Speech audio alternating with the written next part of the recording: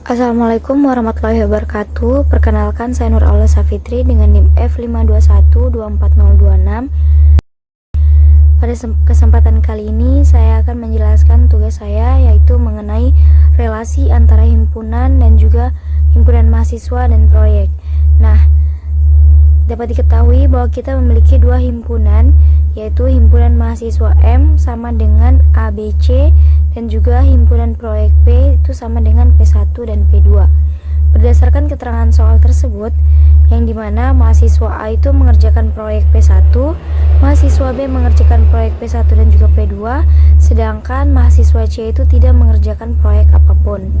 Nah, dari informasi tersebut, relasi dari himpunan mahasiswa ke himpunan proyek dapat dituliskan sebagai himpunan pasangan terurut. Mengapa? Yaitu R sama dengan A P1, B P1, dan B P2. Setiap pasangan itu menunjukkan hubungan antara mahasiswa dengan proyek yang dikerjakannya. Nah, relasi ini juga bisa direpresentasikan dalam bentuk matriks relasi, di mana baris menunjukkan mahasiswa dan juga kolom yang menunjukkan proyek. Kemudian matriksnya dapat dituliskan sebagai berikut, yang mana untuk mahasiswa A itu nilainya 1 dan juga 0, sedangkan untuk mahasiswa B itu nilainya 1 dan juga 1, dan untuk mahasiswa C itu nilainya 0 dan juga 0. Nah, angka 1 itu menandakan bahwa mahasiswa tersebut mengerjakan proyek, sedangkan angka 0 berarti tidak ada hubungan ataupun relasi apapun pada mahasiswa dan juga proyek tersebut.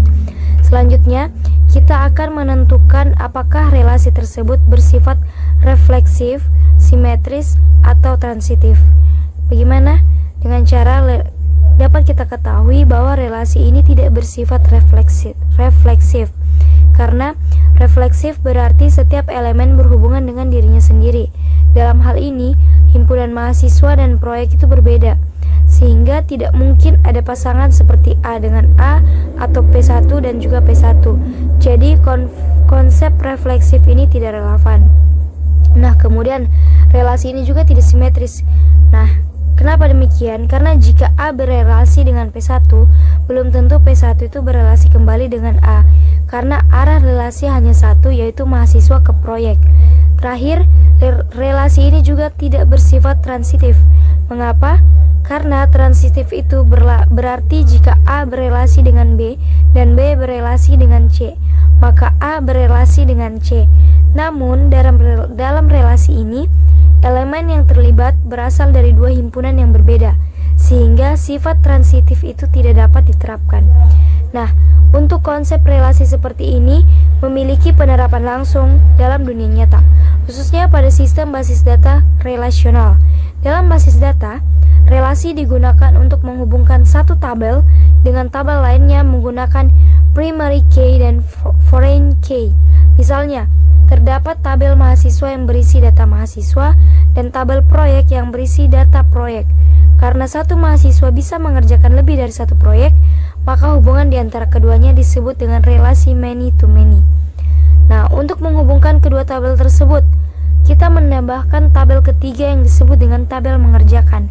Tabel ini berisi dua kolom, yaitu kolom student ID dan juga project ID, yang mempresentasikan pasangan mahasiswa dan juga proyeknya. Misalnya, data dalam tabel itu mengerjakan adalah A P1, B P1, dan B P2. Tabel inilah yang menggambarkan relasi antara mahasiswa dengan proyeknya secara langsung, sama seperti himpunan relasi yang telah kita bentuk sebelumnya.